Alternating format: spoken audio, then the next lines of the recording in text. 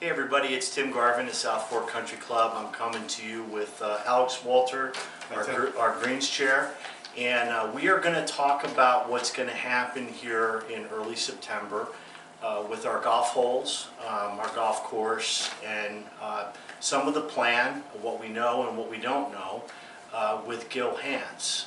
So Alex, you want to talk about Gil? And sure. Let me just start with when the work is going to start here, and then I'll get into Gil Hanse.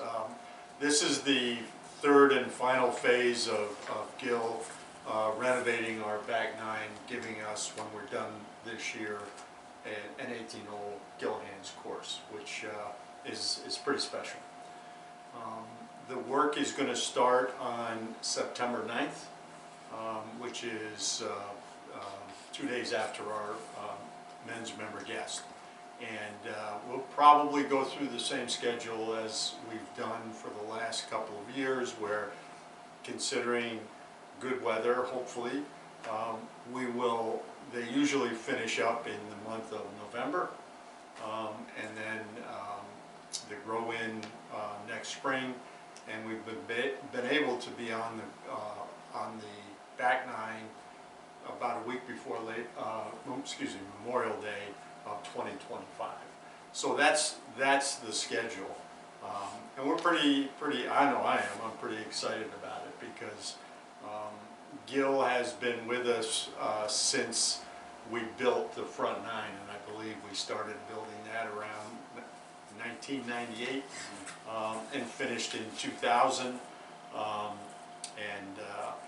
I think Gil's history is that he's a Long Island kid at the time when he started thinking about this, and we were one of the front nine that he built was one of the first projects that he had done on Long Island, probably in the top 3 projects of the first 3 projects that he did.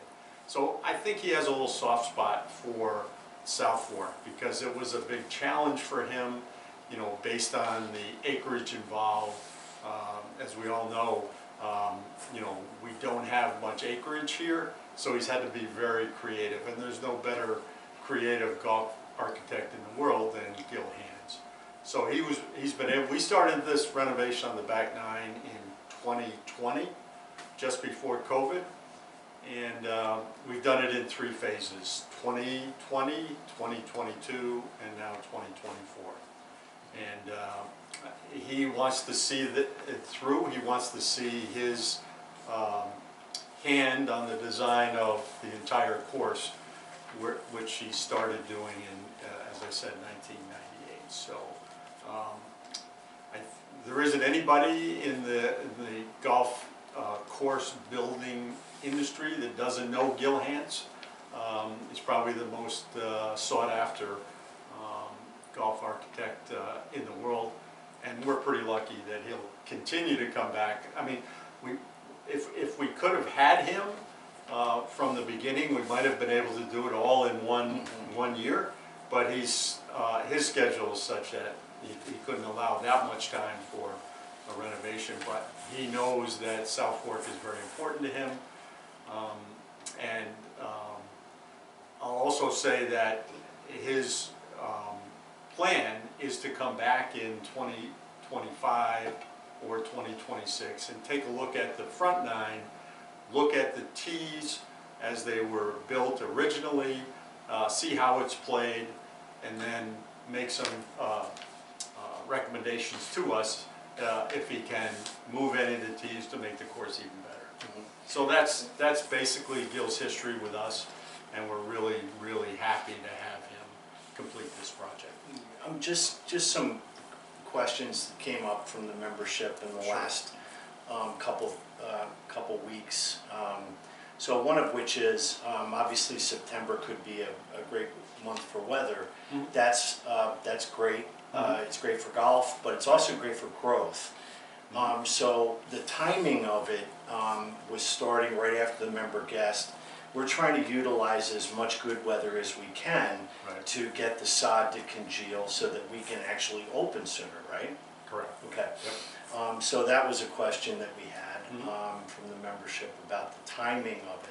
Right. So we're trying to get that done as quickly as we possibly can, so that the sod gets down Right. and grows in. And we'll do what we've done in the past. We'll go back to our roots of a 9-hole course, and there won't be any availability on the back 9 to extend the course for that period of time. There's just too much work on a large portion of what's going to be done, Okay. this fall. Cool.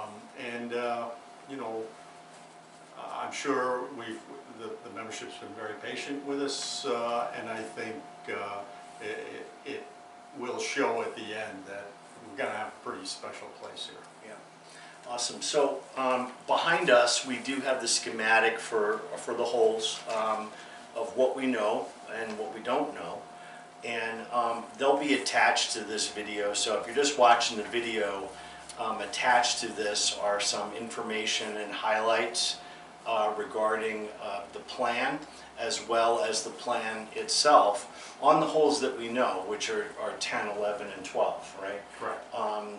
The configuration of 13 and 14 are still up in the air, and based on...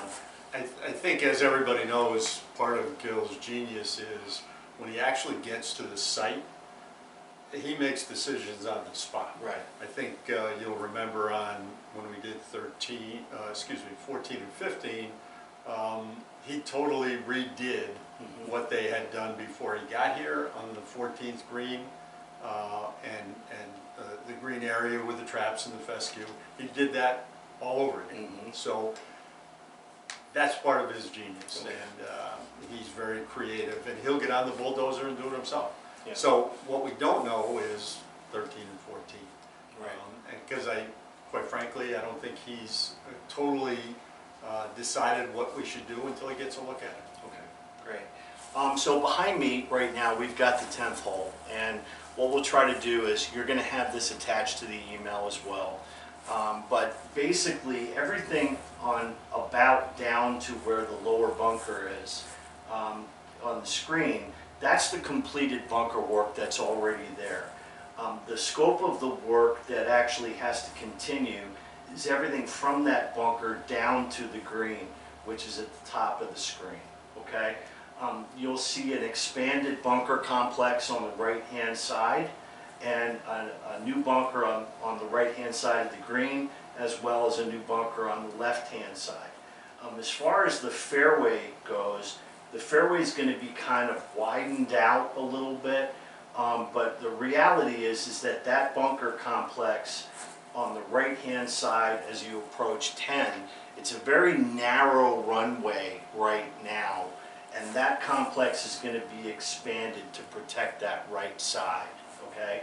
So that's really all they're going to do. Again, in the notes, you can read the explanatory notes on the right when you open the document, but basically from the fairway bunker down to the green, that'll be the scope of the work that'll happen this fall. As we get to 11, And there'll be a new green. there'll be a new green, Green, yes, yeah, brand new green. And then you got the 11th hole, okay?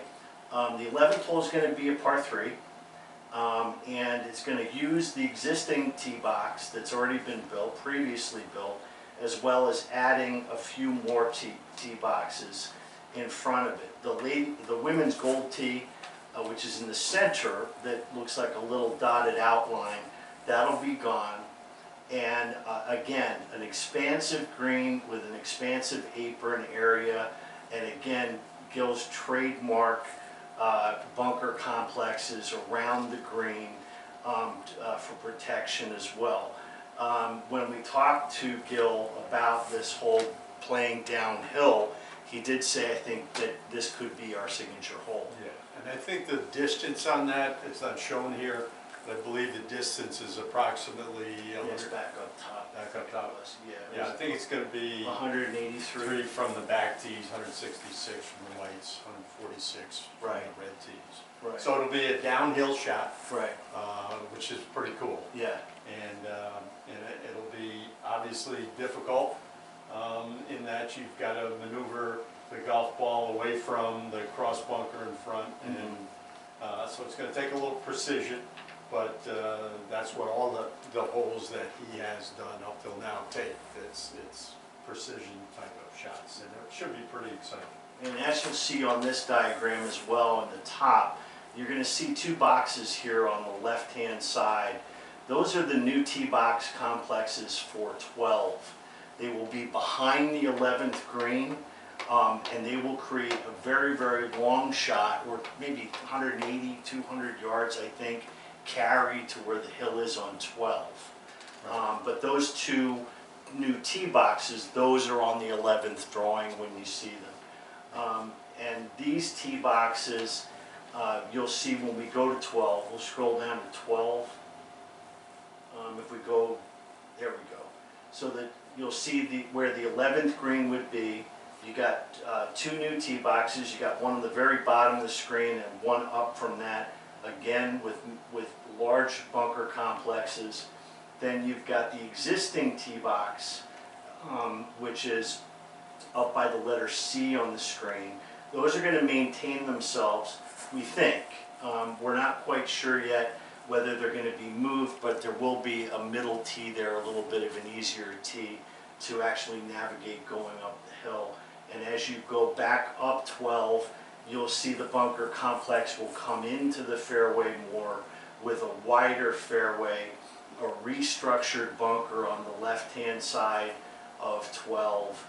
And it looks like there's a pot bunker up by J, but in the center, but I don't know if he's actually going to do that because those two bunkers have been completed, and I think he decided that he wasn't going to do that, but we'll find out. So and we're not sure what he's going to do with the grade No. as you go up that hill, because it's Right. It's pretty severe right now, but he'll figure that out. And that from the back tees is going to be a 406-yard par 4. So it's a significant par 4. yeah, Much longer hole, and the white tees basically are going to be around 347. So, as with all his new holes, I mean, people really got to decide now, where they want to play from. right. What's gonna make, their round most enjoyable, whether it's the blue tees or whether it's the white tees and the ladies' tee or the gold tees for the women. Right. So, it's a pretty exciting project up till this point. As we said to begin with, that we don't really know what Gil's going to do with 13 and 14. So if you have questions, we can't answer them right now. But again, he's going to build great golf holes. Right. So I think what you saw with the diagrams, you saw the par 3 on 11, and you say, well, what does that do to par? Okay, and that would make this a par 69, and you don't see a lot of them, but there are, in our country, overseas, there's a lot of par 69 golf courses, and quite frankly, it's not about the par, it's about, do you have the best golf holes you can have on your course.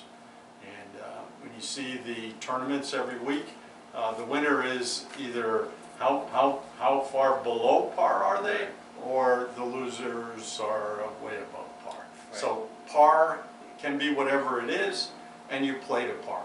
And we know that Gil wants to build us the best golf holes, and we're sure he will. Yeah. So again, we'll have another opportunity when Gil comes back to look at our tees on the front to make any changes. So for the time being, it'll be a par 69 from the blues. From the back tees. From the back tees, and not sure what it's going to be from the white. Yeah. So yeah, we've got options within that to do that as well.